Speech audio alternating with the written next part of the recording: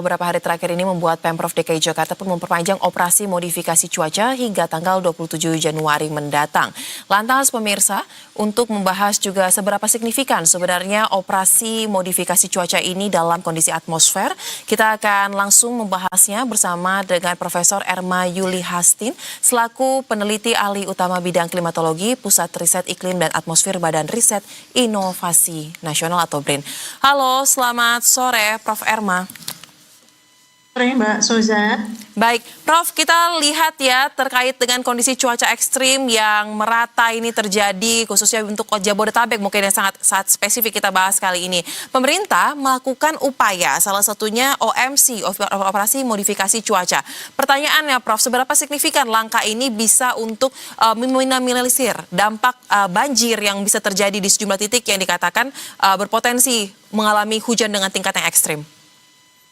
Ya, dalam situasi kondisi sinoptik cuaca yang banyak gangguan begitu ya, saat ini kalau kita bisa katakan di Jabodetabek ini hujannya berasal dari Laut Jawa yang masuk secara bergerak secara cepat begitu ya, artinya bahwa sebenarnya hujan ini digeser dari laut menuju ke darat.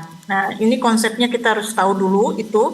Karena ada satu fenomena yang dinamakan dengan penguatan angin dari utara dan itu berkaitan dengan seruak dingin begitu ya, yang kemudian bisa menyebabkan hujannya menjadi ekstrim karena propagasi hujan itu pasti akan terjadi dari laut menuju ke darat begitu. Nah, operasi modifikasi cuaca itu kan pada intinya bertujuan untuk dua hal ya. Salah satunya adalah untuk menurunkan intensitas hujan gitu yang turun di darat. Namun demikian perlu dipahami bahwa dalam situasi saat ini ketika awannya yang terjadi saat ini adalah awan cumulus yang mix, artinya dia bercampur dengan stratus sehingga sangat menyebar luas secara horizontal begitu ya. Itu harus kita pahami, ketinggian awan ini adalah awan-awan yang menengah. Jadi hujan ini diturunkan dari awan-awan yang tadi mix atau campur antara awan rendah dan awan tinggi, awan menengah begitu ya. Dan itu sifatnya horizontal bergerak dan meluas begitu. Artinya ketika kita melakukan satu operasi di satu wilayah dengan situasi awan yang bercampur tadi, kemudian meluas secara horizontal, begitu ya, baik dari Laut Jawa menuju ke pesisir utara, maupun juga gangguan yang sekarang terjadi, yaitu pembentukan vortex yang ada di selatan Jawa bagian barat, itu juga berpengaruh. Artinya sebenarnya bukan hanya dari utara, tapi juga dari selatan, begitu kan? Sehingga perluasan dari awan tersebut, stratocumulus disebutnya ya, itu akan sangat cepat.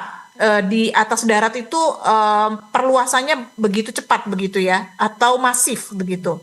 Nah, apabila dilakukan suatu kondisi di suatu lokasi yang target kita lakukan misalnya di utara Jakarta, maka apabila perhitungan ini tidak cermat, ya, maka awan yang terjadi ketika masuk dari laut ke Jawa itu juga bisa bergerak ke bagian timurnya. Jadi bisa berdampak pada sistem konveksi yang ada di timur dari Jakarta atau Jabodetabek. Nah, artinya berarti ada efek-efek yang berantai yang ditimbulkan ketika kita berupaya menjatuhkan awan, misalnya menjatuhkan atau mempercepat hujan itu, timing hujan sehingga turun di laut. Karena yang dari laut itu juga akan mengalami propagasi ke darat begitu.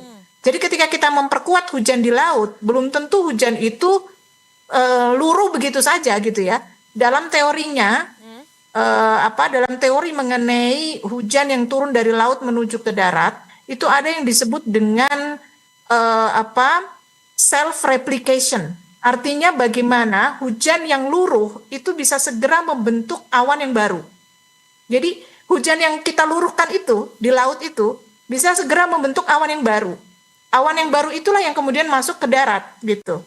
Jadi ini satu hal yang bisa dikatakan kondisi yang sudah masif seperti ini itu agak kurang signifikan apabila kita melakukan operasi. Karena itu tadi secara teori ada yang dinamakan self-replication. Jadi seakan-akan ya percuma saja kita menurunkan hujan di laut, nanti akan ada pembentukan awan konvektif baru yang akan masuk lagi ke darat. Begitu demikian seterusnya begitu ya.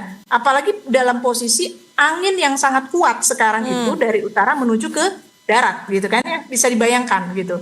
Jadi ketika fenomena ini sudah mulai mereda, maksud saya anginnya, terus fenomena change-nya tadi sudah terurai, udah meluruh, barulah mungkin gitu ya, bisa signifikan ketika itu dilakukan untuk mengurangi intensitas tadi. Tapi dalam situasi bahwa anginnya masih sangat kuat menuju ke darat, apa yang kita luruhkan di laut itu tidak menutup kemungkinan tidak terbentuk awan konvektif yang baru. Karena dari hasil riset yang saya lakukan gitu ya, berkaitan dengan fenomena hujan dini hari, justru ketika laut itu demikian kuat hujannya, maka akan mengalami propagasi atau penjalaran yang kuat ketika angin utamanya itu menuju ke darat. Demikian penjelasannya secara teoretik begitu ya. Baik, sangat detail dan sangat lengkap, Bu. Jadi artinya kondisi yang ada saat ini memang karena ada fenomena atmosfer, beberapa hal tadi yang Ibu jelaskan, dan langkah ini memang hasilnya belum bisa signifikan ya, karena memang masih berlangsung. Apalagi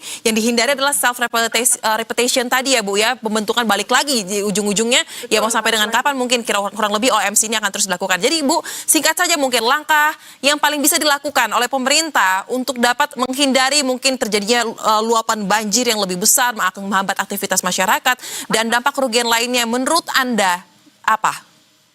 Ya, saya kira memperbesar ya drainase. Jadi penampungan air, embung-embung itu atau sumur-sumur resapan itu diperbanyak ini sekarang ini gitu, lokasi-lokasi itu, atau pemanenan air hujan yang langsung dimasukkan ke dalam tanah dan seterusnya. Itu kayaknya kita harus memperbanyak karena ya selain pompanisasi dan seterusnya begitu ya.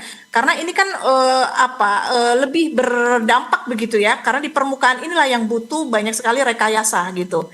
Meskipun demikian karena situasi mungkin juga kondisi hujan dan seterusnya, apa yang bisa kita lakukan itulah yang harus kita lakukan, kita upayakan dengan anggaran yang ada begitu ya, dalam situasi sampai akhir Januari ini yang belum stabil. Ketika sudah stabil, saya kira harus fokus untuk memperbesar penampungan air atau drainase atau kemampuan kapasitas kota Jakarta ini, terutama dalam menambah gitu ya serapan air hujan ini kita harus perbanyak. Saya kira itu Mbak Soya. Baik, tata kelola ruang, apalagi tata kelola air ini menjadi hal yang penting untuk dilakukan ya, agar nggak bolak-balik hujan sedikit, hujan dengan intensitas yang lebih tinggi sedikit, langsung banjir di mana-mana kita lihat. Nah terakhir Bu, kalau dari hasil penelitian, kira-kira fenomena atmosfer yang tadi Ibu katakan pada jawaban pertama, kira-kira akan berlangsung sampai kapan? Dan sampai kapan juga kira-kira musim penghujan ini masih akan terus berlangsung, khususnya mungkin di wilayah Pulau Jawa, spesifik Jabodetabek?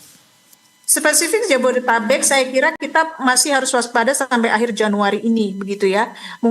Ketika masuk awal Februari dan pertengahan Februari mungkin akan ada reduksi hujan. Jadi memang kesiapsiagaan atau kewaspadaan ini memang masih harus kita tingkatkan sampai akhir Januari, bahkan sampai dasarian pertama Februari ya, sampai tanggal 10 Februari. Saya kira setelah itu akan ada reduksi dan atmosfer kondisinya akan kembali tenang begitu. Baik, sampai dengan akhir Januari tetap harus waspada, meningkatkan kesiapsiagaan. Terima kasih untuk informasi yang sangat komprehensif yang dibagikan. Peneliti ahli utama bidang klimatologi Pusat Riset Iklim dan Atmosfer Badan Riset Inovasi Nasional, Profesor Erma Yuli Hastin di Berita Satu Sore. Salam sehat Prof, selamat kembali beraktivitas. Selamat sore, terima kasih.